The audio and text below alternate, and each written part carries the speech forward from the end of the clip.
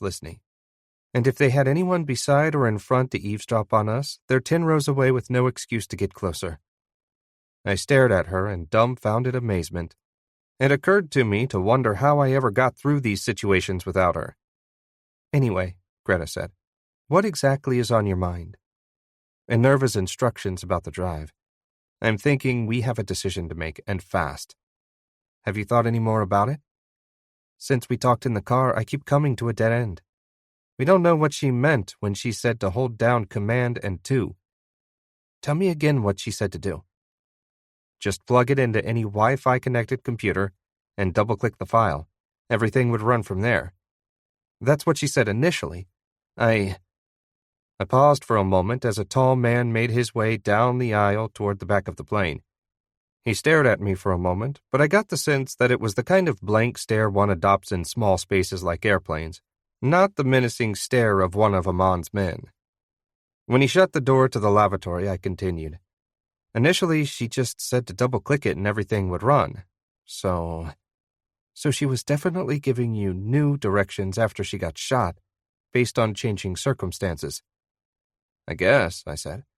But the only thing that had changed was that she'd been shot. I sighed deeply.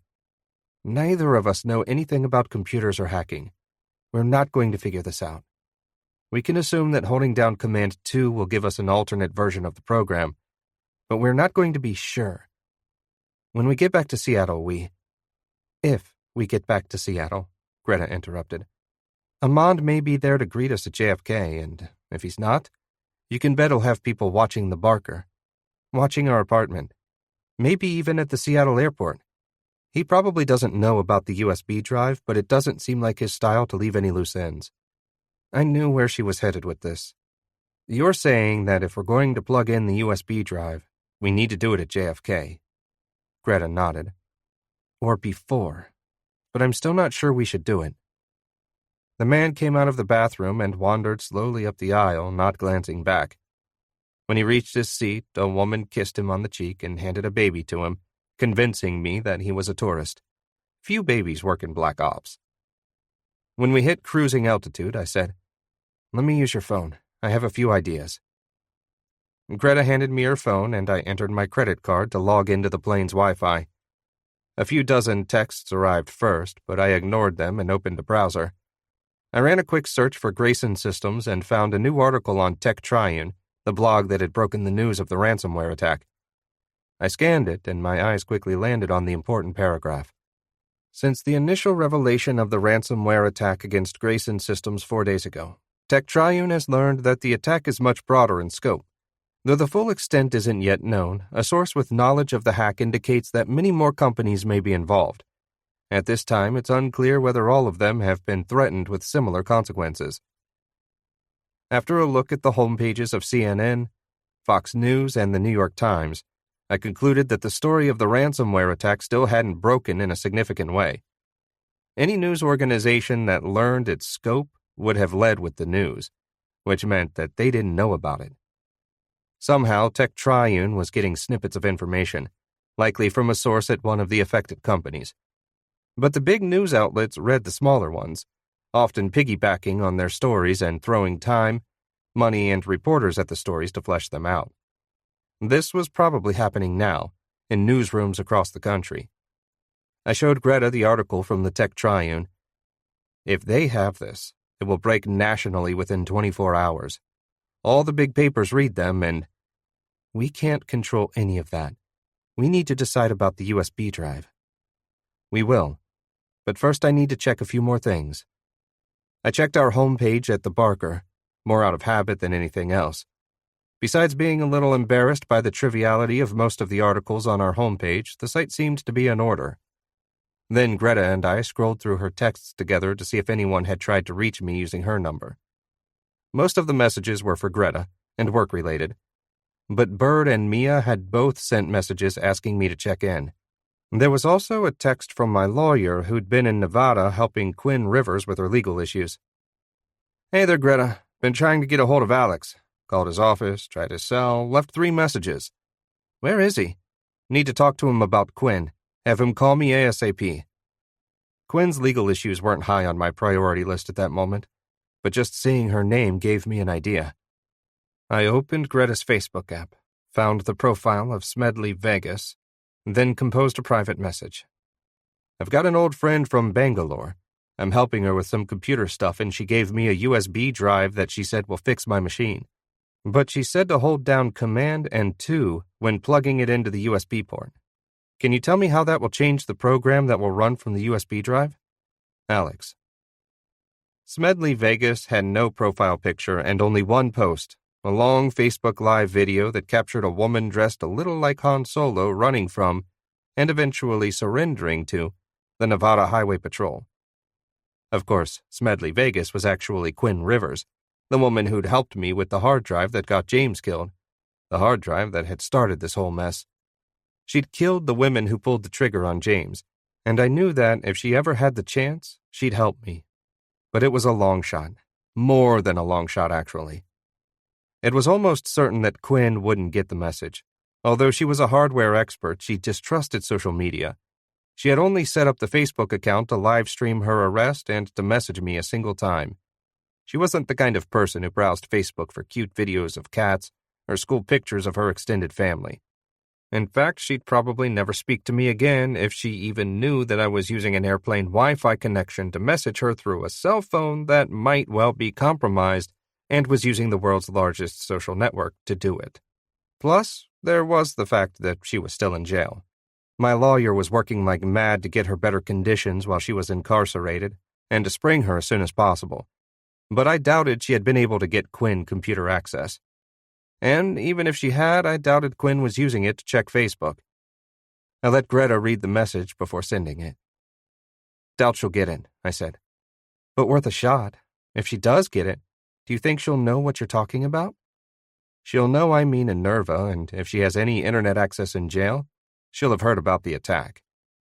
Maybe she can explain something about it that will make things click.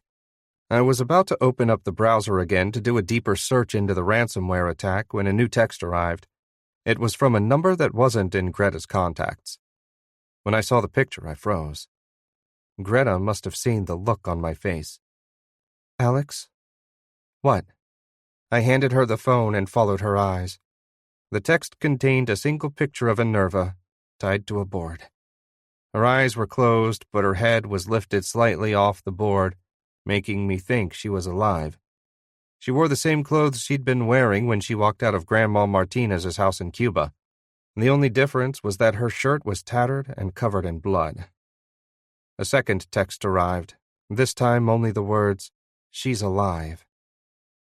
"She's alive," I whispered. "That's great. I mean," Greta let out a long sigh. "But that means..." She trailed off, and my thinking caught up with hers a second later. Who sent the picture? And why? We stared at each other for a long moment.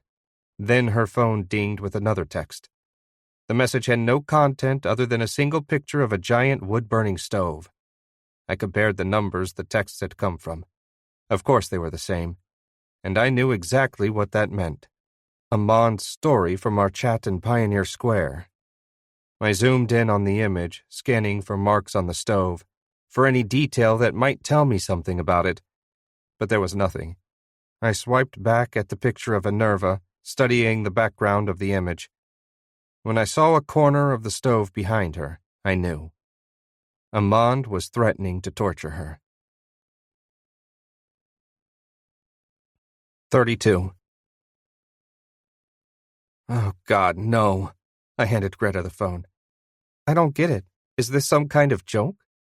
I hadn't lied to Greta about my meeting in Occidental Park with Amand, but I hadn't told her about his threatening story about the wood stove. I'd left it out. Maybe I hadn't wanted to scare her, or maybe I hadn't wanted to scare myself. But now I told her about it. When I was finished, she looked pissed. I'm sorry, I said. I should have told you about that sooner. If I had, maybe you never would have let me come on this ridiculous trip. Or maybe... I'm not mad at you. It's not like we didn't know how diabolical these guys are. They tortured you. I just want to stab Amand through the face with an ice pick. She said the words ice pick with a venom I'd never heard from her, a venom that made me realize how hard I'd been working to keep calm. I'd slowed and deepened my breathing without even noticing, trying to cope with the fact that we were stuck on an airplane 30,000 feet off the ground, while Innerva was back in Cuba. By now, her feet might be halfway into that stove. The deeper I breathed, the more I became aware of a red-hot rage burning in my chest, like decades of pent-up anger were all hitting me at the same moment. Legs bent under the seat in front of me, seatbelt low and tight across my waist. I felt like a caged animal. "What do you think he's doing?" Greta asked. "Screwing with me. If you ever met this guy, you'd want to run in the other direction. He's like a sleazy used car salesman who can threaten to kill you if you don't buy a car." "But the pictures," she said, turning toward me in the seat. "Why would he send them?"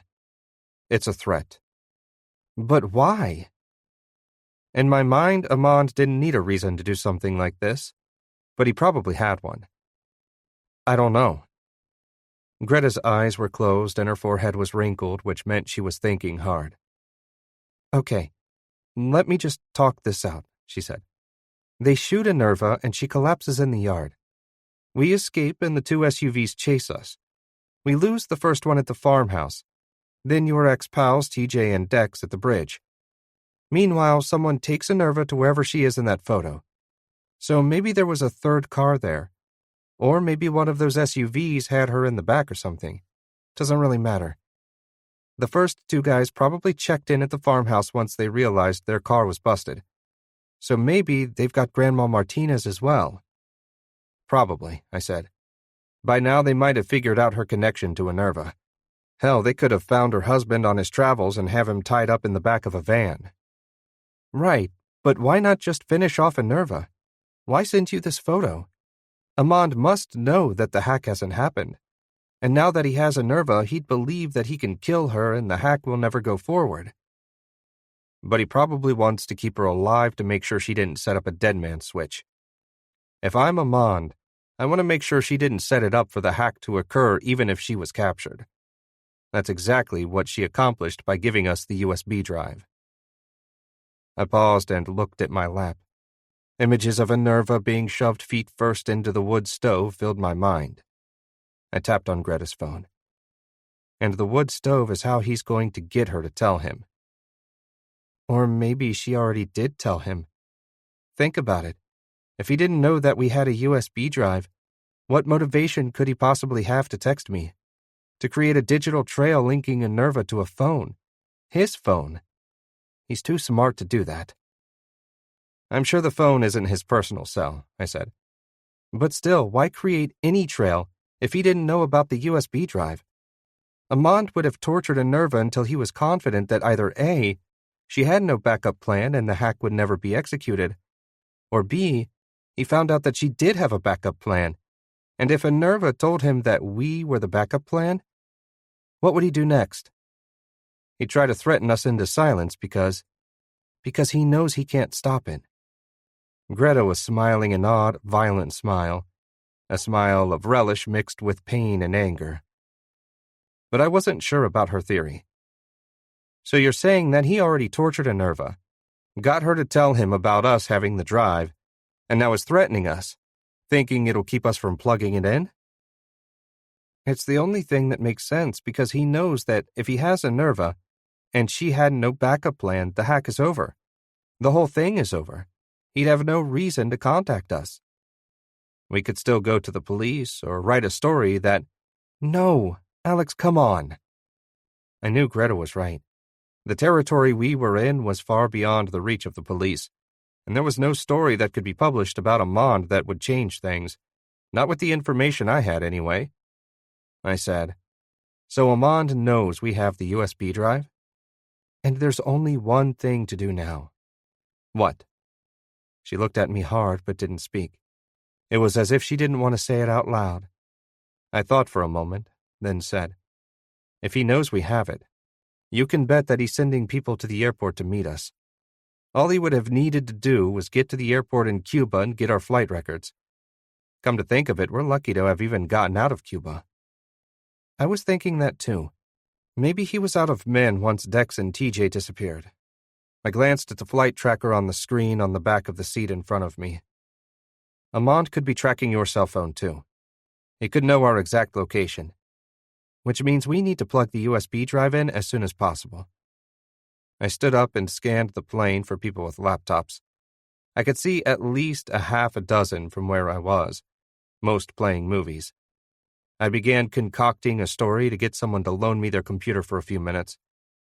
But something wasn't right.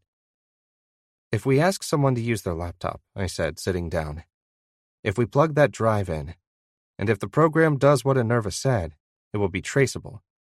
Even if we take the blame, even if they can deny that they did it, we might be sentencing them to death. Greta nodded. We both knew we couldn't do it. You're right, she said. We can't involve anyone else in this. We can't. But I know one person who might want to be involved. 33. Lance Brickman. I was about to text him when Greta's phone dinged with a new text message. It was from noreply@textyourbuds.com, a free texting service that allows users to send texts from a computer instead of a phone. I'd received just one text from the service before, and I knew this one must be from Quinn Rivers. Alex, I was wondering when I'd hear from you. Sorry I had to bail on your lawyer. She was great, really. But I couldn't wait around for justice to run its course, especially because the best justice was going to give me was 6 to 10 months in prison. I stopped reading and held up the phone to Greta. Just read the first paragraph. What is she talking about? I don't know, but it sounds like she escaped. We would have heard about that. Not if it happened in the last few days. Holy hell. It would make sense with what my lawyer said about needing to talk to me. As screwed up as our situation was, I couldn't help but smile at the thought of Quinn Rivers on the loose again. Greta leaned over and we read the rest of the note together. I could tell from your message that you were talking about something other than what you were talking about. Honestly, it was pretty lame code. If anyone was reading it, you didn't fool them. But I think I know what you meant. Our friend from Bangalore has been busy. I heard about it after I escaped. If I know Innerva, the USB drive was set up to run a script that would activate a series of scripts on servers around the world. It sounds like she could have put 2 versions of the script on the USB drive. If so, holding down Command 2 would just force the second script to run rather than the first. If this has anything to do with the stuff I saw in the Tech Triune, my guess is that she created 2 different versions of the hack, and that she's asking you to run the second one. By the way, in case you're wondering, I'm somewhere safe, and this message is untraceable. You won't be able to respond to it, but I might contact you again once I can set up a permanent means of communication. Smedley, Vegas. After we'd read the note twice, I said, so that just confirms what we already thought. I think the real question is exactly what will happen when we plug the thing in. Greta thought for a moment, crinkling her forehead, then smoothing it out with her hand. She spoke slowly. My sense of her is that she's always been conflicted. White hat hacker, black hat hacker, trying to make the world more fair, more democratic, but doing it using wildly illegal methods, dangerous methods. When she hooked up with James, he tempered some of her extreme tendencies. For years, she was like a Robin Hood of hackers. At least, that's how she saw herself. She paused, and I was about to say something when she held up a finger to my lips. After James died, she continued, she wanted revenge. So would I in her shoes. But while getting revenge, she hatched a plan that would take out thousands of innocents, put the security of the whole country at risk. But she made another version, and she decided to tell you about it. But when she first told me about it, she didn't say anything about Command and 2. So what could have changed in those few hours? Why do you think she chose to give you the added information only after being shot? Of course, I'd been wondering the same thing. Not sure. I'd imagine that getting shot changes one's priorities, but what? I mean, what do you think happened? Like she saw James's spirit and he told her to tell me to use the less destructive version of the hack? One that we're not sure exists? One that, Alex, No, your turn to let me finish. What if there are two versions of the hack, but one of them is just a much worse version of the one she told me about? The one she threatened to unleash? What if she is using us? Like, one version will take out the whole private security apparatus of the United States, but the other will also leak the nuclear launch codes to Syria, or activate the self-destruct codes of all American warships. I don't think that last one is possible. No, probably not. But you see what I mean, right?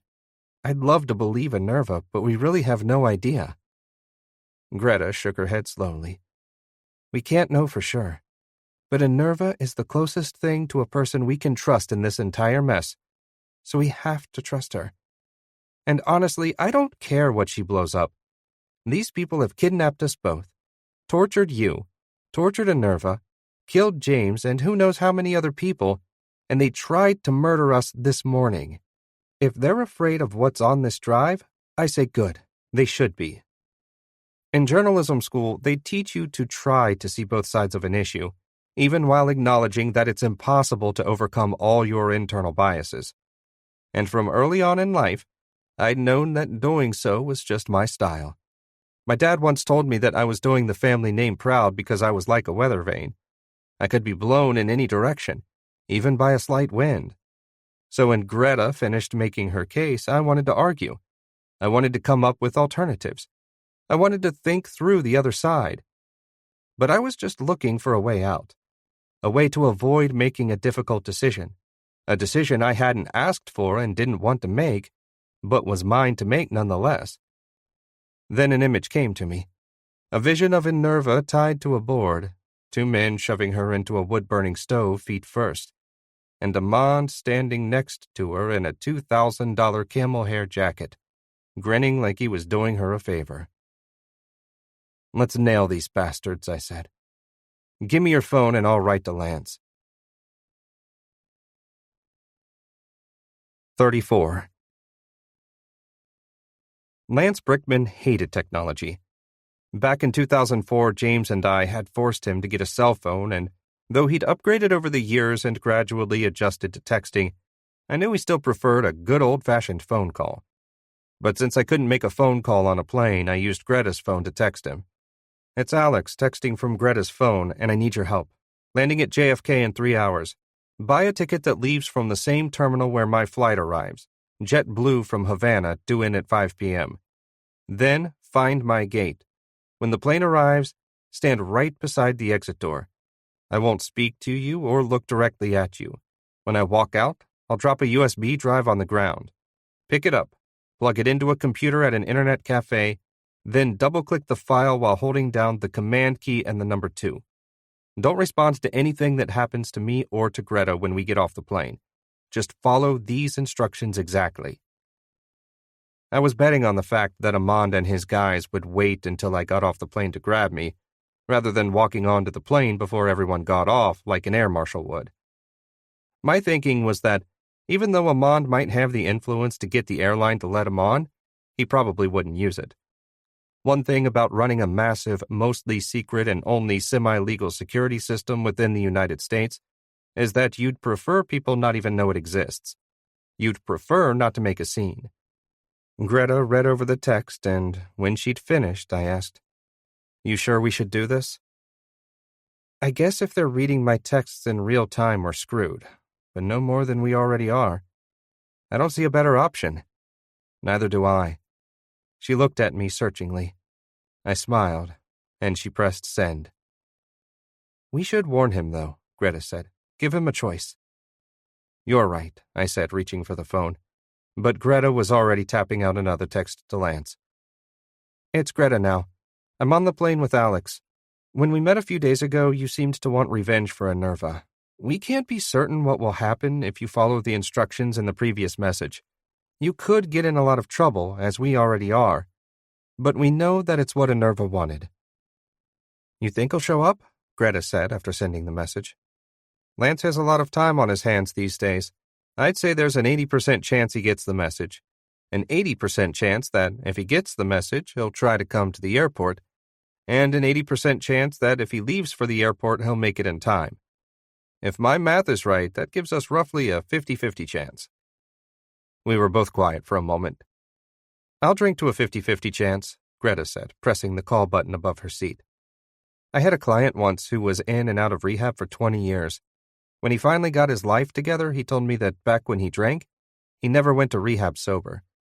When he made the decision to go to rehab, he'd be sure to tie one on beforehand. Assuming we're going to get nabbed by Amand when we get off the plane, and assuming Lance shows up, I'd prefer not to be sober." We had a few hours at 30,000 feet, and that's what we did. Greta isn't much of a drinker, but she sipped 2 beers over the remaining time, which was enough to get her tipsy.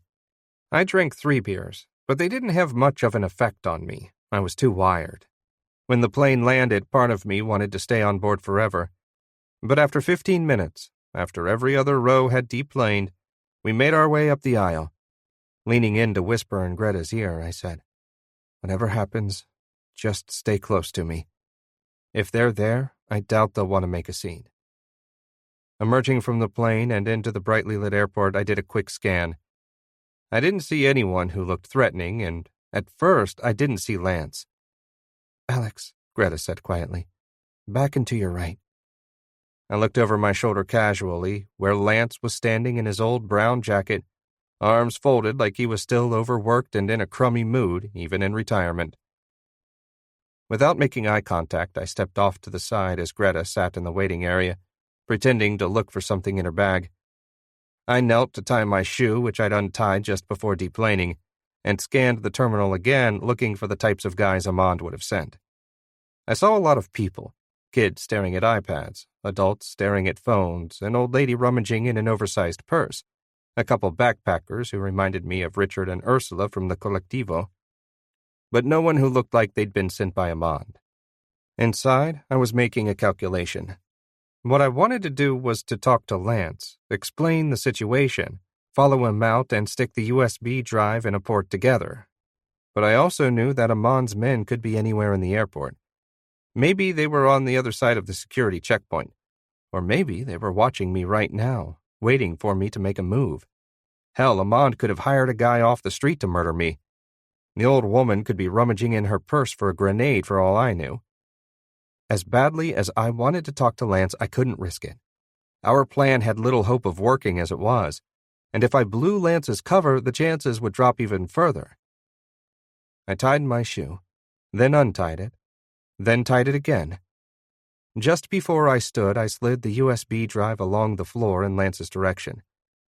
Greta and I sauntered toward the row of screens displaying flight information, and, glancing back for a split second, I saw Lance drop to a knee and pick up the USB drive. We stood, staring up at the screens, my heart racing. I could barely read the information about our connecting flight. "Did you do it?" Greta asked. "I did it. Did he see it?" He picked it up.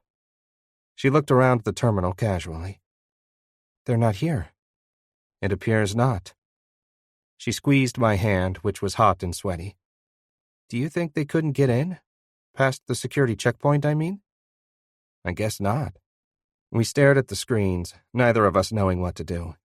We'd been so sure there would be men waiting for us at the gate, we were frozen in indecision. I felt like a man scheduled for electrocution who'd just learned about a statewide power outage. "So what do we do?" Greta asked, still staring up at the screen.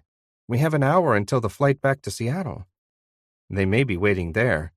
"Yeah, but maybe Lance will have already plugged in the drive. Maybe all hell will be breaking loose." "I hope so, but I doubt it will happen that fast, if anything happens at all." I blinked a few times, trying to adjust to our new reality.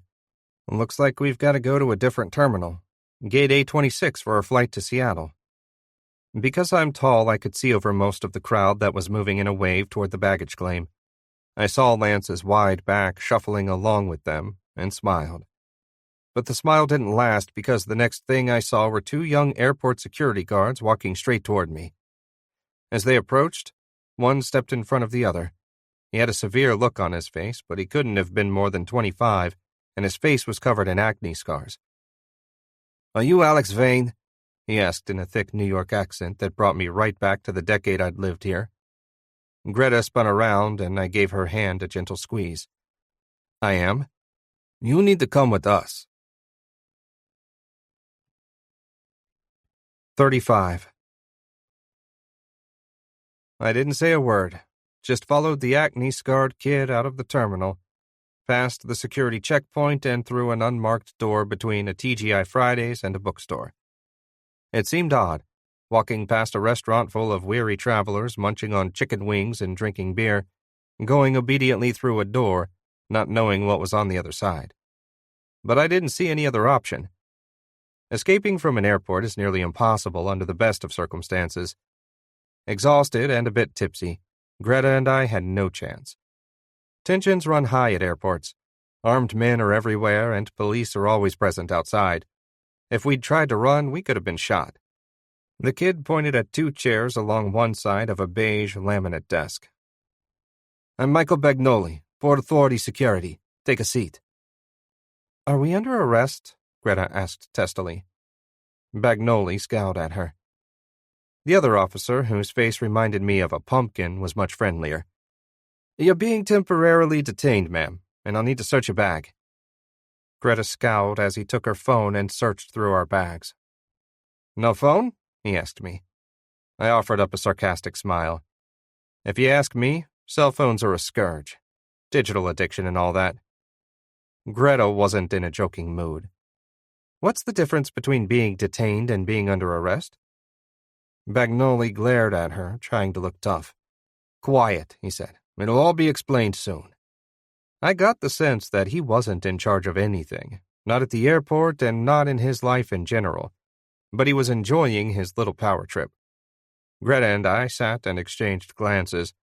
I could tell that she was still feeling the effects of the beers because she gets feisty when she drinks. "Either you tell us what is going on or we'll walk right out that door," she said loudly. "You don't want to do that," the Bagnoli man said. I'd always hated airports, and my experience ending up on the no-fly list a while back hadn't done much to change my opinion. But I didn't get mad like Greta. I just went kind of numb, knowing I couldn't do anything to change the situation and not wanting to get so angry that I did something I'd regret. Greta and Bagnoli glared at each other for a minute that felt like 10. Then there was a knock at the door and another man entered. He looked to be in his 50s, with tan, almost orange skin like he'd spent too long in a tanning bed. His hair was blonde, slicked back, exposing a widow's peak, and he wore a shiny black suit. Without even looking at us, he handed a piece of paper to the pumpkin-faced officer who handed it to Bagnoli without reading it. "You're going to speak with this gentleman," Bagnoli said. "Under what authority?" I asked, turning to the man in the suit, who reminded me of a villain from an 80s movie about Wall Street. "No need to get touchy," he said. His voice was soothing and much friendlier than I expected. "I'm Detective Byron Ruffalo with the NYPD. This is nothing serious, Mr. Vane, but we do need to question you about a murder that occurred in Manhattan 2 days ago." What? "We were in Cuba 2 days ago." Ruffalo looked at Greta and smiled, then looked back at me. "Oh, you're not a suspect, Mr. Vane. God, no. And I do apologize for scaring you." He let out a laugh and patted me on the back. "But the murder happened in your old apartment and your name came up during the investigation. It's a long story, but I need to ask you a few questions. Then we'll have you on the next flight back to... I'm sorry, where were you headed?" "Seattle." "Right, Seattle." "Can I see that paper?" I asked Bagnoli. "No," he said. "But I can tell you that we do have the legal authority to detain you." "Is it a judge's order?" I asked. "It's legal authorization." "Please, Mr. Vane," Ruffalo said. "You seem like a smart man. You must know that you're not getting on a plane until this is all ironed out. You must have already come to that conclusion, right?" I didn't want to admit it, but he was right. "Go to hell," Greta said. "Greta, it'll be all right," I said. "There's no point." Ruffalo opened the door and gave Bagnoli and Pumpkin Face a look. "Thanks, men. That'll be all." Pumpkin Face couldn't get out of the room fast enough, but Bagnoli lingered. "Sure you don't want me to stay for the interrogation, in case they make a move or something?" Ruffalo smirked at him. "I think I can handle it." I don't know what Greta was thinking, but I was staring at the open door, weighing my options. Other than staying in the room, the only thing I could think of was to make a run for it, scream something like, "We're being unlawfully detained," and hope that a bunch of people whipped out their camera phones and started live streaming the scene. If enough people started recording, maybe Ruffalo would fear being seen and let us go. Maybe an officer who wasn't in on it would run up and help us. More likely, we'd get shot. Maybe by Ruffalo, maybe by another airport security guard who thought we'd gone mad. It still might have been worth it if not for Lance. He was only about 5 minutes ahead of us, and I didn't want to risk causing any kind of scene while he was still in the airport, one of the airport parking lots, or anywhere near the airport. As much as I didn't want to believe it, our only hope was Lance sticking that USB drive into a computer. The sound of the door closing ended my thought process. "Who are you, really?" Greta asked. Ruffalo didn't say anything. Instead, he spent a full 5 minutes searching us. He ran his hands down every crease of our clothing, made Greta rustle her hair around, checked our shoes, then he checked our bags in a similarly meticulous fashion. All he found was a surprising amount of mud and dust that we'd managed to miss in our hasty cleanup. Finally, he sat in a chair across from us. "Where is it?" "Can I see your ID?" I countered. Ruffalo smiled and handed me an ID and a badge which identified him as a detective from the 30th Precinct in Manhattan. Of course, I'd known right away that his story about a murder in my old apartment was a lie. He probably only said it so Bagnoli and Pumpkinface would think they were helping a legitimate investigation. But it was a plausible lie, because the 30th Precinct was my old neighborhood in Manhattan. When I returned his badge and ID, he asked again, "Where is it?" "How's Amand?" I countered. He smiled again. "I'm surprised you're not hauling us out of here in the back of a van," I said. "It's not Amand's style to question people at a table." Ruffalo's phone vibrated. "Yes," he said, answering it. He listened for a few seconds, then hung up. "Listen," I said. "You know we're not going to answer any of your questions, and my guess is that you're not going to answer any of ours." "That's right," he said. "So what now?" Greta interjected. He swung his feet up on the table, resting his heels just a couple feet from our faces. "Now we wait." 36. As afternoon turned to evening and evening to night, I was strangely calm. I guess it was because there was nothing I could do. No cell phone, no contact with the outside world. I didn't even know whether Lance had made it out of the airport. Once or twice I tried to ask Ruffalo questions I knew he wouldn't answer. Once or twice he tried to ask me questions he knew I wouldn't answer. And once or twice Ruffalo answered his phone and spoke a few words into it. My sense was that he was waiting for something, but I didn't know what. Mostly, I just thought. I still didn't know what the USB drive was going to do. I didn't know whether it would take minutes, hours, or days to do whatever it was going to do. The truth was, I didn't know whether it would do anything at all, but I imagined all sorts of scenarios. I pictured Lance fumbling around with the USB drive at some internet cafe, asking a young woman how the thing worked. I imagined him heading back to the Standard to ask an old colleague to help him. I also imagined the worst-case scenario, a man following him out of the airport, waiting until he was in the parking lot, then throwing him in the trunk of a car. Or maybe following him home, waiting until he were sure Lance had the USB drive, then shooting him on the spot.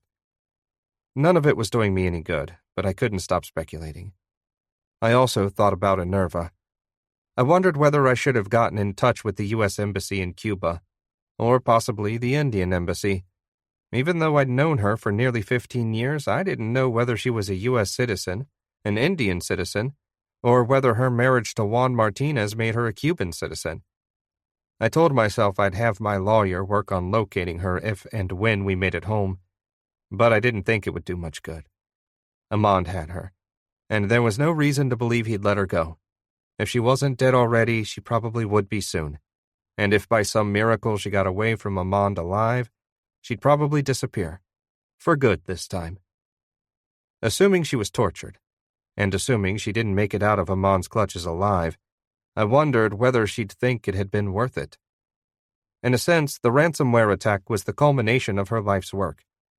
Before James, she hacked for money and fun. Once she met James, she followed the straight and narrow for a while. Well, not the straight and narrow, but the more straight and slightly more narrow. Then, when James died, it was like all her pent-up aggression had to go somewhere, and she finally had some really bad guys to go after. My guess was that she'd smile at the fact that it was Lance who ended up with the task of actually putting the USB drive into the computer. Lance, a technophobic newspaperman who would be at home in a 19th century print shop, pressing play on a hack that would go down in history. If it worked. I also thought about how absurd my situation was. 24 hours earlier, I'd been in Cuba, where resources were tight and stores often didn't even have the basics. I'd been in a land with sketchy internet access, talking to one of the most notorious hackers on Earth, a woman who'd managed to create her own private internet within Cuba. Now I was sitting in a terminal packed with restaurants, clothing stores, coffee shops, and gift stores. They even had vending machines that sold iPods and portable DVD players. We were surrounded by the epitome of international free trade capitalism, and the Wi-Fi signals were bouncing off the walls around us. But I was cut off from all information, sitting beside the woman I loved in a blank room, staring at a man who smiled like he'd just swindled a fortune from a lonely widow. All the while, my cell phone collected dust next to a chicken skull in a forest. I wish I could tell you I found some deeper meaning in the whole thing, some perfect metaphor, but I didn't. Around 10 o'clock, though, something happened. When Ruffalo's cell phone rang for the third or fourth time, he listened for a minute, then walked to the door. "Stay here," he said, as though we had a choice. Outside the room, we could hear him speaking softly. "What do you think's going on?" I asked Greta. She'd fallen asleep while sitting up, a combination of fatigue and beer, and seemed only semi-conscious. Before she could answer, Ruffalo was back. "Care to fill us in?" I asked, offering up a sarcastic grin. But he was already dialing a number on his phone. It rang for a while, then he ended the call and tried again. Could have been the same number, could have been a different one. I didn't know, and I guess it didn't really matter. He waited a few minutes, then dialed more numbers, each time letting it ring for a while before hanging up. Finally, he stood up, placed Greta's cell phone and our papers on the table, and walked out of the room. After a moment of stunned silence, I said, "What in the hell was that?" Greta's eyes were clearing. "I think he left." "What should we—" I stopped myself when I noticed that Greta was already dialing Lance. "Put it on speakerphone," I said, barely able to contain myself. He sounded half asleep when he answered. "Well, hello, Greta. You got the washed-up boy band in human form with you?" Greta turned to me. "I think he means you." "I'm here," I said. "It's on speaker. We're still in the airport." "What happened?" Lance asked. "Doesn't matter," I practically shouted. "What happened with you? Did you do it?" "Sure I did it. I'm still in the airport, too." "Just tell us what happened," Greta shouted. Okay, cool your jets." Lance paused, and I pictured him running a fat cigar under his nose and inhaling deeply. "But if I'm going to tell you, how about you buy me a cognac?" "We'll be at the sports bar in 5 minutes," I said. "At least I hope we will." 37. We left the room without incident, made our way past the TGI Fridays and into the long corridor that led to the sports bar. Every few seconds, I glanced at Greta, who looked as astonished as I felt that we were being allowed to leave. The more time I spent around cops and members of the private security system, the more I realized that things didn't work the way they did on TV.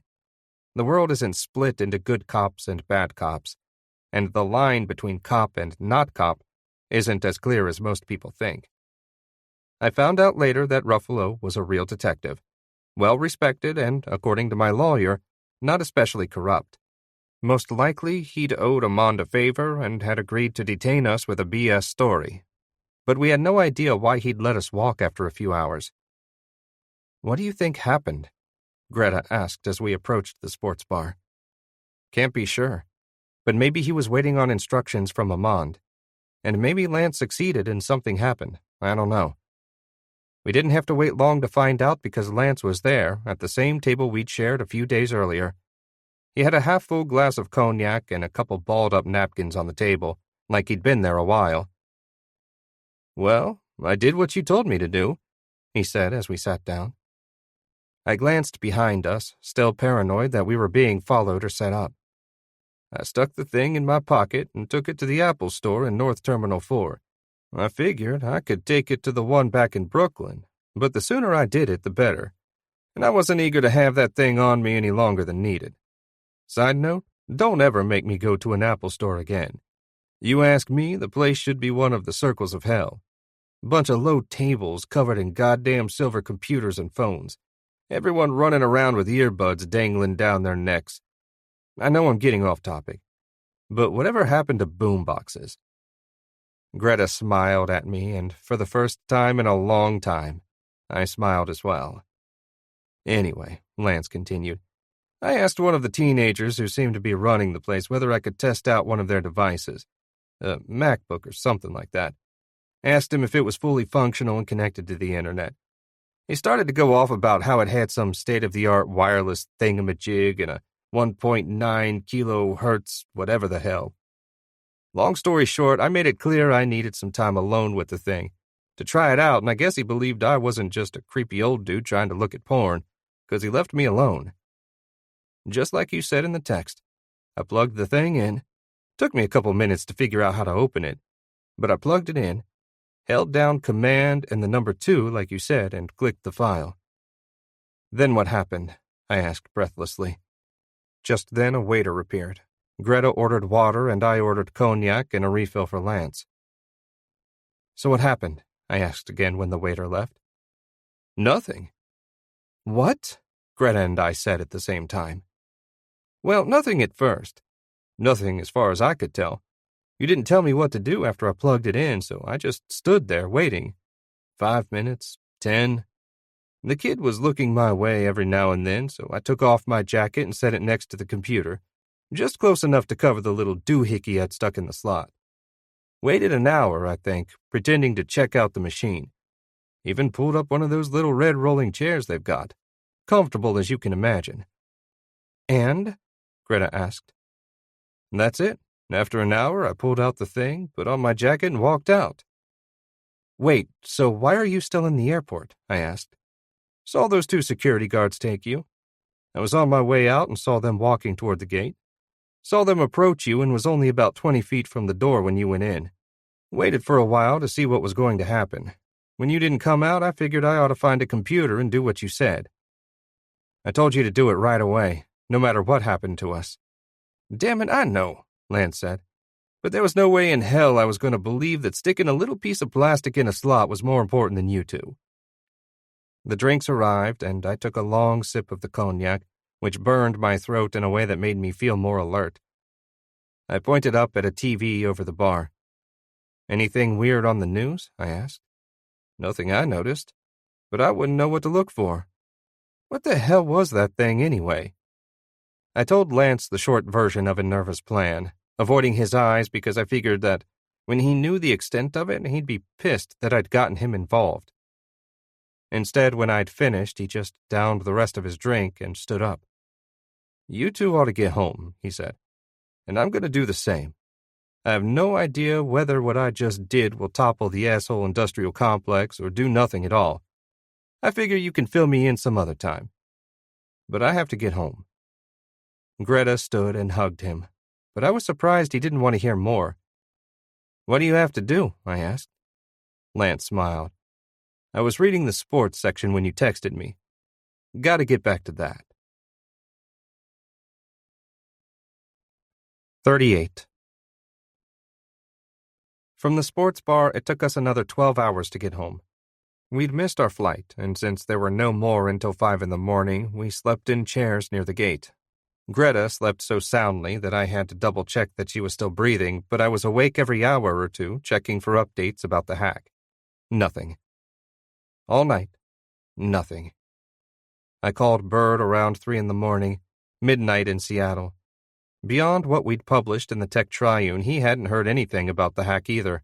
He had no idea what I'd been through, and I wasn't ready to tell him yet, so he spent most of the call urging me to return to the office so we could get back to swamping the internet with dubious content. I told him I'd be at the Barker in the morning, and asked him to set up a call with the woman from the Tech Triune. Greta and I spent the first half of the flight talking through every explanation we could think of for the odd way we'd been detained by Ruffalo and the 2 guys from airport security. Most likely, we'd never know exactly what happened, but we settled on a theory. We'd been right that Innerva told Amand that she'd given us the USB drive. I didn't blame her for that. And unless you've been shoved feet first into a wood-burning stove, neither should you. Amand would have known that we couldn't plug in the drive in Cuba without Innerva's network, and we figured he'd gotten her to tell him that we were headed back to the U.S. If not, he'd probably assumed it. Either way, it would have been easy enough for him to figure out which plane we'd be on, assuming he had contacts within the Cuban police department. He would have known that it was possible for us to plug in the USB drive on the airplane and to run the program through the airplane Wi-Fi, but he probably also knew that we didn't have laptops with us. We figured that the photos of the wood stove and Innerva had actually been a desperation play on Amand's part, an attempt to silence us long enough for his men to grab us when we came off the plane at JFK. And it had worked. We'd been grabbed. After that, he'd had to work through the Port Authority and airport security to get us, using his network within the NYPD. That's where Ruffalo had come in. But what had happened from there on was a total mystery to us. After ensuring that we didn't have the USB drive anymore, why hadn't they either killed us or just let us go? I figured it had something to do with the phone calls Ruffalo had received, but I could take it no further. We both drifted off in the second half of the flight. I rested my head against the gentle vibration of the cabin wall. Greta stretched her seatbelt far enough to nestle her head on my shoulder, and we slept. Until the next morning, we didn't know that, while we slept, an empire collapsed. Having decided to check in at the Barker on the way home, we walked into the office around 10 in the morning. I wanted to talk to the women at the Tech Triune, and Greta wanted to be with me. I saw Bird as I got off the elevator, and I knew right away that something was up. He was full of nervous energy, and his face wore that mischievous look he got every time we broke a major story.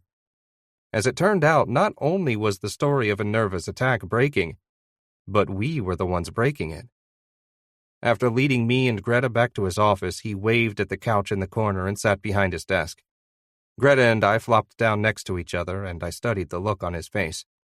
"Good to see you," I said at last. "I can tell something is up." "You too," Bird said. "Something is way up." He swiveled his laptop around so we could read the screen. It was an article from the Tech Triune plastered 3 columns high across the homepage of the Barker in a font size that would have been appropriate for announcing the beginning of World War III. American networks under attack. Millions of servers destroyed. Ransomware attack threatens U.S. security. I swallowed hard and looked at Greta, who just closed her eyes. I figured that, like me, she was feeling something between vindicated and terrified. "When did this break?" I managed to ask Bird. "Half an hour ago. I tried your cell and Greta's, but, I didn't even know about this until an hour ago. They sent it to me for approval and said we needed to get it up fast before the networks got it. You told me once that it's better to publish first, ask questions later, so I did." Greta and I were silent, and now Bird was reading me. "Any chance you were involved in this?" he asked. I didn't say anything, but that didn't mean I wasn't answering. Greta likes to say that I'm easily readable, no good at deception, and Bird had me cold. "Holy hell," he said. "We gotta get your story up on the site. Was Innerva involved? What does it actually all mean? Does this have something to do with James? Alex, what the hell is going on?" I wasn't sure whether to read the story, flip on the news networks to see if they were covering it yet, or head home to check the Collude app on my laptop on the off chance that Innerva had made it out alive and had written to me. "I guess you need some time," Bird said. I read the headline again and started to click on the link. "It's fine if you want to take a minute to read it," Bird said. But there's no need. Angela at the Tech Triune is waiting on your call. 39. Alex, good to hear your voice, Angela said. I hear you've been on a bit of an adventure. I've got Maher here as well. You're on speakerphone. Angela was the head of the Tech Triune, and under normal circumstances, she spoke quickly in a high voice, like someone in a perpetual rush. But now she sounded like she'd added 6 espressos to her daily dose. And I've got Greta and Bird here, I said, not even close to matching her energy. You're on speakerphone too. I paused, thinking about what to ask, but couldn't get my thoughts together. Instead, I said, Tell me everything. Wait, before you tell me everything, are you willing to tell me who your source was for that initial story? I expected her to tell me to go to hell. Even though I was technically her boss, Angela and the women at the Tech Triune ran their shop with total editorial independence. I'd never asked her for a source, and I didn't expect her to give it to me. Innerva Shah, she said. Greta and I exchanged a look. I sat on Bird's desk and ran a hand through my hair. You didn't expect me to tell you, I know. And I wouldn't have if Innerva hadn't released you from your confidentiality agreement. Exactly, she said, and she sounded excited. Like a lot of journalists, she'd never betray a source. But once a source released her from the pledge of confidentiality, she was anxious to tell the story. We got a tip a couple weeks ago that something was coming, she said. The first word came from a kid in Cuba who'd been authorized to contact us to get the ball rolling. He told us how it would go down, and we promised to hold it until the hack was initiated. Any chance the kid's name was Delfino? I can't tell you that, but I can say that it took him a while to convince us he was working with Innerva Shah, who, as you know, is a living legend. Delfino is dead, I said. I'm sorry to tell you like this, but Alex, we know, Maher said. Her voice was an octave lower and much calmer.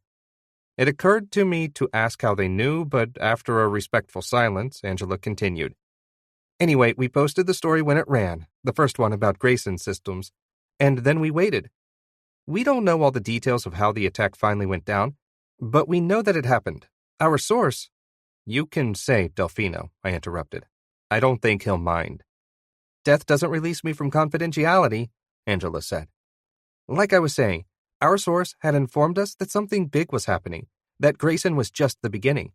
We hadn't heard from the source for a few days, then last night it started. We began hearing rumblings of strange server outages. Google's servers were suddenly processing 7% less traffic than normal. Nothing online was working as usual. A power grid in San Diego went down as well, Maher added. Backup kicked on, but all night no one knew what had happened. Basically, Angela said, 100 different things started going wrong, all unconnected at first. We were about to go to sleep and continue looking into it the next morning when we got the message. What message? Greta asked. That's when it hit me. If Innerva had released Angela from her confidentiality agreement, and if Angela and Maher knew I'd been through an adventure, that meant Innerva was alive and free. Collude, Angela said. It was Innerva. Greta and I exchanged huge grins. She's okay, Angela said, and she gave us the whole story. But Alex, if you're willing, we'd like you to fill in some details. This is going to go down as bigger than... Well, there's nothing to compare it with. Bigger than everything. Anything. At least in our field. We want to get your take. I'd been preparing myself for this internally. No, I said.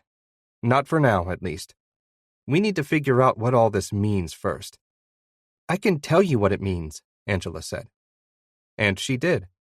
I'd been standing, pacing the room with Greta following on my heels and Bird watching from behind his desk. But now I sat on the couch almost unable to speak. I could barely process everything they were saying. As Maher took calls from sources, Angela told us what was happening, interrupting herself occasionally to talk to Maher, yell at a source, or talk through the implications of something they were hearing. The entire U.S. security system was in turmoil. As Innerva promised, the attack did 3 things. First, it destroyed the servers of companies, permanently erasing millions of gigabytes of data and stripping the companies of their primary assets. Second, it leaked millions of pages of documents to the web, including information on hundreds of extra-legal operations of the sort most Americans think only happen under strict military authorization. Third, she leaked damaging personal information about hundreds of executives, all of whom worked for the companies in question. Though none of that information had been included in her initial story, it was out on the web, just waiting for hungry reporters to comb through. "There's more information than we'll be able to digest in years," she concluded. "Whole computer networks are destroyed, payroll data erased, phone systems fried, secret programs revealed. Right now, it looks like 30% of the private security firms in the country are affected. Not affected, ended. Like, there's nothing left except offices with dead machines and coffee makers. This is going to change everything." For the rest of the afternoon, I watched the TVs in the office with Greta and much of the rest of our staff, stopping every so often to read Twitter or scan a new blog post that was breaking online. News was coming from every direction, as the scope of the attack became apparent. Everything Angela told us broke on the major news networks over the next 24 hours. It was the biggest news story of the year, maybe of the decade, and we spent the whole day and night watching it unfold. As strange as it sounds, I was happy that it was completely out of my control. And as Greta and I fell asleep in my office, I realized that what was even stranger was that my name hadn't come up, and neither had Innerva's. 40. "Alex," I heard it in a dream at first. I was walking in the Bosque de la Habana, looking for my cell phone, and my name came like a whisper from the trees. "Alex!" I stopped and stared up at the trees, which swayed and rustled in the warm night air. "Alex, you're going to want to wake up." It was Greta's voice this time, and for a moment I was stuck in the dream, knowing it was a dream but not wanting to wake up until I found my cell phone.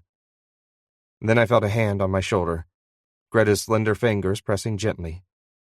"Alex." I opened my eyes, and the first thing I saw was an iPhone screen. Bird was holding it up, and I tried to read the headline, which was blurry and wavy.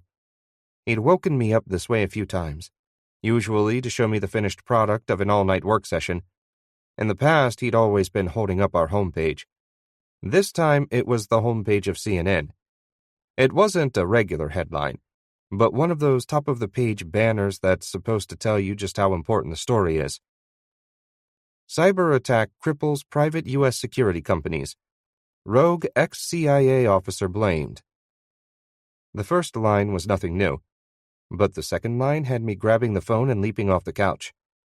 Rogue ex-CIA officer? What the hell does that mean? I only needed to read the first line of the story to get my answer. According to multiple sources within the intelligence community, former CIA operative Amand, who has been managing a data security firm for the last 3 years, is being blamed for the devastating cyber attack that struck the U.S. security system yesterday. "It's everywhere," Bird said. "Everywhere," Greta repeated. My eyes darted back and forth between the two of them, then landed on Greta. "How long have you—" "I woke up an hour ago and ran into Bird." "When did this—" "It broke online in the middle of the night. It was too late for the morning papers, but it's the lead story on every homepage in the world. And Fox, CNN, and MSNBC are all talking about it." Bird thrust a large cup of coffee into my hand, and I'd never been happier that I'd hired him. I took a huge swig, then followed him and Greta out of the office and into the main room of the Barker. It was only 6 a.m, and much of the staff wouldn't arrive for another 2 hours, but the TVs were already on, watched by about a dozen staffers who'd stayed the night. CNN and MSNBC were on commercial, and we unmuted Fox, where a square-jawed anchor was launching into a breaking news segment. "Striking revelations to share with you this morning regarding American security interests. Yesterday, details began to emerge of the largest ransomware attack in U.S. history, which crippled thousands of servers and caused chaos across the country. In addition, millions of documents and videos have been released to news agencies worldwide, detailing decades of private security operations, including extra-legal wiretappings, detentions, and possibly killings. It's important to note, of course, that this news is breaking quickly, and Fox has not yet been able to verify it independently. At this time, complete details are unknown, but the size of the leak suggests that those details, as they unfold, may have far-reaching consequences. Most importantly, in breaking news this morning, Fox has learned that the mastermind of the attack is named Amand Oliveto. According to multiple sources with knowledge of the attack, Oliveto is a senior director of a company called Advanced Regional Data Security, or ARDS. Details are still coming in, but evidence shows that Mr. Oliveto planned the cyber attack over the last months in an attempt to extort money from the companies he was supposed to be working for. Companies that provided security and intelligence support services to branches of the U.S. military and the State Department. One senior intelligence official called Oliveto's attack a failed coup d'etat. I stared at the TV in disbelief, too stunned even to look at Greta. The anchor continued. Again, according to multiple sources, this attack, which is unprecedented in U.S. history, originated in Cuba, where the FBI is currently seeking Mr. Oliveto. It's unclear at this time whether they are working with the Cuban authorities to try to secure him, and, if so, what kind of deal might be struck to do so. I grabbed the remote from Bird and muted the TV. "What the hell?" Greta said. "How did Innerva—" My mind had been racing since I first read the headline, and suddenly it all made sense. In the end, Innerva chose targeted vengeance. According to all the reports, only 30% of the companies offering private security had been affected by the attack. The ones that got no-bid contracts. The ones that killed without answering to anyone. The ones who killed James, or knew about it. But there was a piece of the attack she hadn't told me about. "She framed him," I said, a huge smile taking over my face. "She framed Amand for the whole thing." That reminded me of something. I saw Mia walking by with a stack of papers. Apparently, she was the only person in the office still trying to put in a regular workday. I caught her eye. "Please send someone to my apartment. I need my laptop." 41. An hour later, I was alone in my office. Rationally, I knew it was unlikely that I'd hear from Innerva, but something in me was sure she'd written. And she had. Opening the Collude app, I saw her message immediately. "Alex, you did it. Thanks for trusting me. Someday I'd like to hear the story of how you got that USB drive out of Cuba and how you activated the attack. But first, you deserve to hear my story. I think you saw that I was shot, and you were smart to run when you did. My cousin Juan, along with 3 other innocent Cuban police officers, were murdered by Amand's men.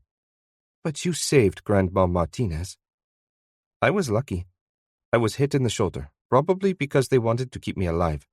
I passed out, and when I woke up, I found myself in a room in an old house tied to a board. The bullet in my shoulder had been removed, my wound bandaged. For at least half a day, I came in and out of consciousness, hearing only the occasional creak of a door or faraway voice. They were waiting for Amand to arrive. When I awoke, he was standing over me, smiling horribly. But even half-conscious, I could read the fear in his eyes. They injected me, cocaine or some other upper, and I became alert, on edge. They moved me to a large cold room, more of a shed than a room. High ceilings, corrugated metal, and a large wood-burning stove. Then they asked questions and tortured me. I refused as long as I could, but finally I gave in. I convinced myself that it had been days since the shootout, that you and Greta were either dead or already safely back in the U.S. I know now that it hadn't been days, but my mind had given up. I'm sorry. I told them about the USB drive. Told them I could disarm the hack from Cuba if they could get me to a network. It was desperation, but I think they were equally desperate because they bandaged me, cloaked my head, and transported me to what must have been a government facility or CIA location. I fooled them for the first few hours, but then someone new showed up, someone who knew hacking. He figured out that I was only pretending to code and run programs, and told Amand. I thought they'd take me back to the shed. Then all of a sudden they left. Amand was first to go. When his phone rang, he walked out to take the call and didn't return. A few minutes later, the new guy's phone rang and he left. One by one, all the other guys crept out. Some of them whispered stuff to each other before they left, some just left quietly. After an hour or so, I crawled out of the room. Half my toes were gone. Are gone. I couldn't walk, but I could crawl. And that's what I did. Out of a small brick building just 20 minutes' drive from Guantanamo. Across a field, under an abandoned entry gate, and out into the road. I hitchhiked to safety, and nobody stopped me. That's the thing about private security companies. When they realize their paycheck is going to bounce, there's nothing keeping them there. Wipe their servers and they stop existing. And I did. You likely won't ever hear from me again, not unless I get too curious about how you managed to get that USB drive back to the US. But know that I'm safe in Cuba. Anand will go to prison, and I've destroyed what needed destroying. If I went too far, well, I paid with half of my toes. I will never fully recover. I'm quitting hacking. Maybe I'll grow tobacco. Goodbye, Alex. I.S. I read the message twice, then found Greta, who was still watching TV with Bird. She read the message as I read it again over her shoulder. Before she could say anything, I felt Mia's hand on my arm. Sorry to bother you, Alex, but I thought you'd want to take the call on line 1. Who is it? I asked. She was pointing through my office window, out into the open office space at the wall-mounted TVs, all of which had Amand's face plastered across them. Him, she said. 42. So, I guess Amand is your real name, I said, sitting in my chair and putting my feet up on the desk. I honestly didn't expect that. Listen, Alex, you deserve to gloat. You beat me. You and Innerva beat me. But there's something we need to talk about. I almost hung up the phone, but I decided to let the silence hang there. It was going down, and we both knew it. I'd never enjoyed silence more. I need your help, he said finally. You and Greta are two of the only people on Earth who know that I wasn't behind the attack. Not counting Innerva, who, well, some of the higher-ups at the companies she attacked know as well, but they're not going to correct the record. Innerva gave them a tidy story to tell about this whole thing, and they're going to let me hang for it. Alex, we go back. Come on, help me out here. I said nothing. Alex, I'm asking for your help. You might disagree with some of my methods, but you know I've done more good than harm. You know that ultimately we're on the same side. I said nothing. Alex, please. People will believe you if you tell them I didn't do it.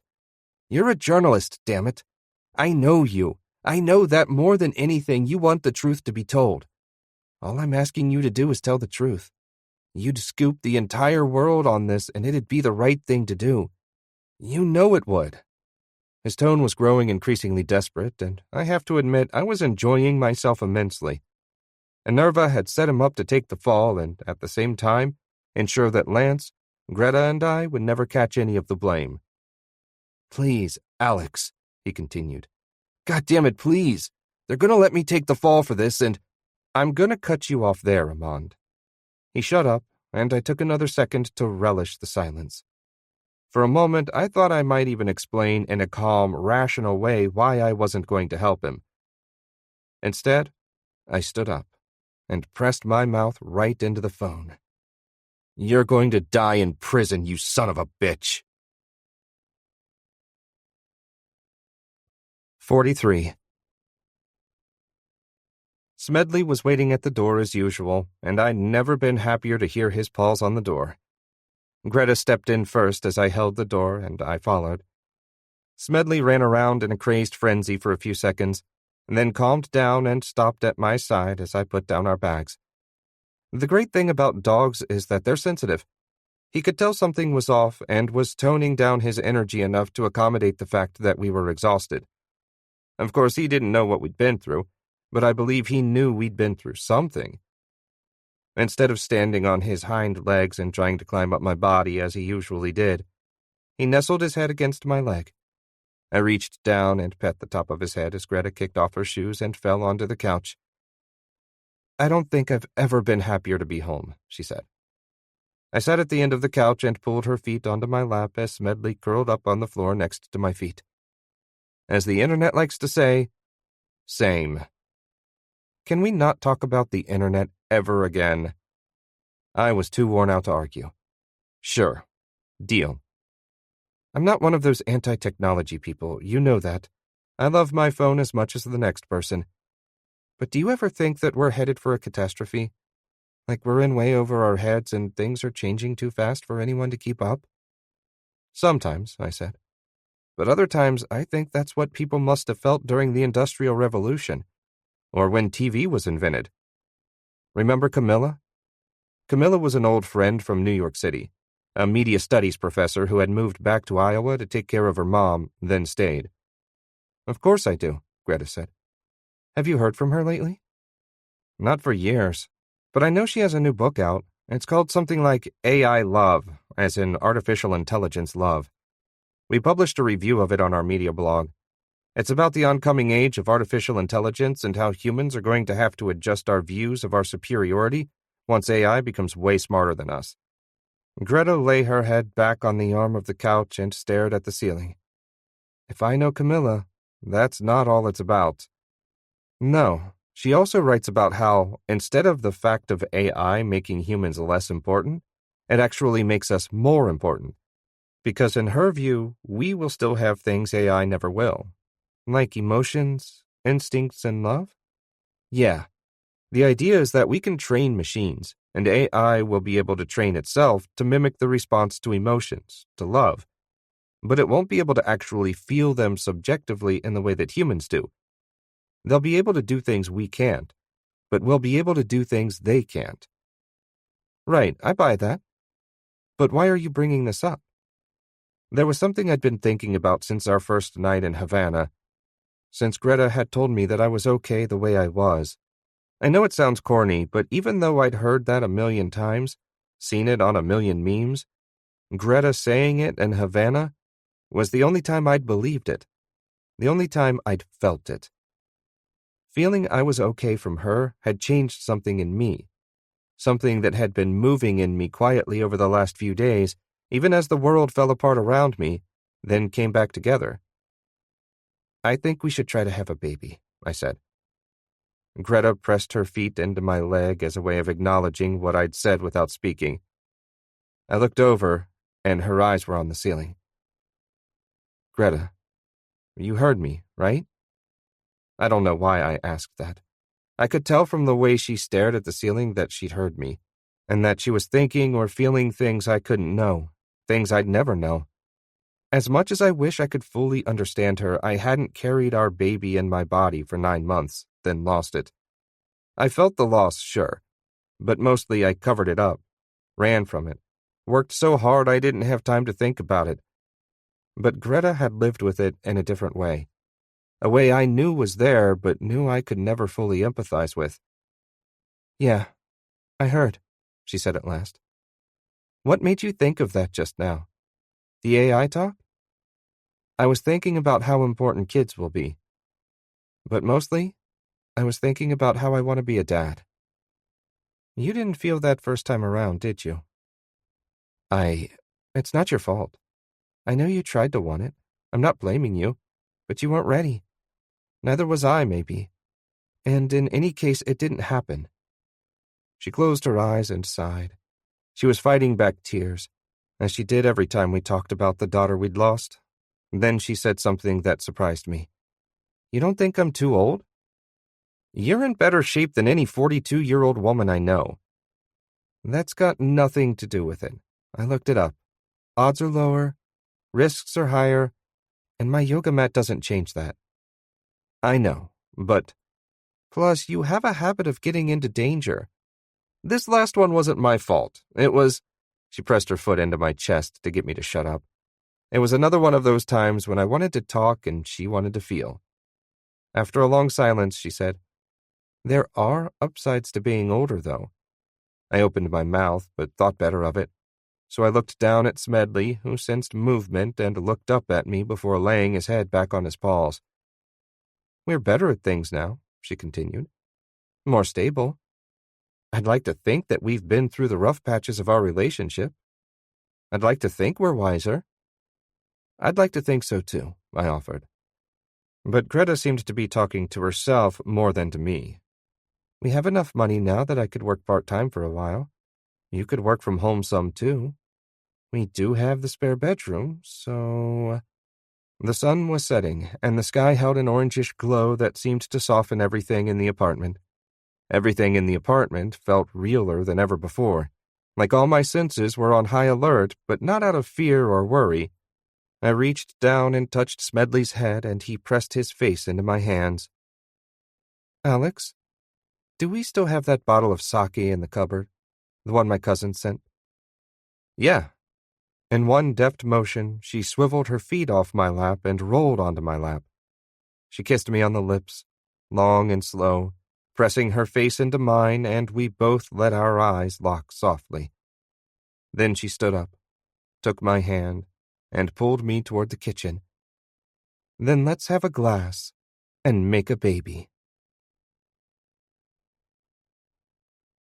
We hope you've enjoyed this production of The Shadow File, an Alex Vane media thriller, Book 4, by A.C. Fuller, narrated for you by Joe Hempel. This has been a Findaway AudioWorks production presented by Orange Sky Audio, produced by Ren Krause. Copyright A.C. Fuller, 2017. Production copyright 2021 by Orange Sky Audio. All rights reserved. Thank you for listening.